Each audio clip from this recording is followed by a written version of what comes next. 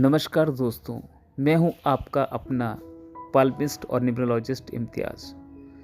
क्या आप अपने हाथ की रेखा पढ़ना चाहते हैं? अगर हाँ, तो आज मैं बताऊंगा कि आप अपने हाथ की रेखाओं को कैसे पढ़ें। हाथ में 4 प्रमुख रेखा होती हैं और उससे पहले एक ज़रूरी बात कि हमें कौन सा हाथ देखना चाहिए, दायां हाथ या बायां हाथ। ज़्यादातर लोग सोचते हैं कि लड़का है तो दायां हाथ और लड़की है तो बायां हाथ, लेकिन ऐसा नहीं है।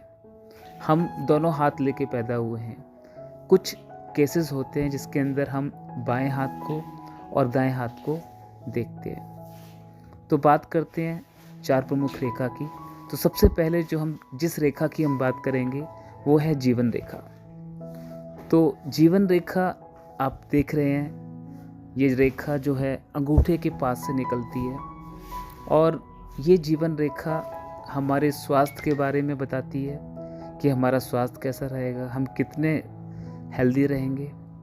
बीमारी के बारे में बताती है कि हम बीमार पड़ेंगे या नहीं पड़ेंगे, और साथ में जीवन में सपोर्ट के बारे में बताती है कि हमें जीवन में सपोर्ट मिलेगी या नहीं मिलेगी। कभी कभी आपने देखा है कि कुछ लोगों की जीवन रेखा छोटी होती है। तो अगर जीवन रेखा छोटी है तो इसका मतलब ये नहीं है कि उम्र छोटी है। उस केस में जीवन रेखा अगर छोटी होती है तो उस केस में जीवन से कोई मतलब नहीं है। उसमें हो सकता है कि करियर से डिसअपॉइंटमेंट मिल सकती है। और अगर जीवन रेखा लंबी है, मतलब काफ़ी साफ है और काफ़ी लंबी है, तो वो 75 से लेके 80 की उम्र को बताती है। अगर जीवन रेखा बिल्कुल साफ है तो ऐसे केस में बुढ़ापे में कोई भी प्रॉब्लम नहीं होगी, कष्ट बहुत कम होंगे और जीवन आराम से बीतेगा।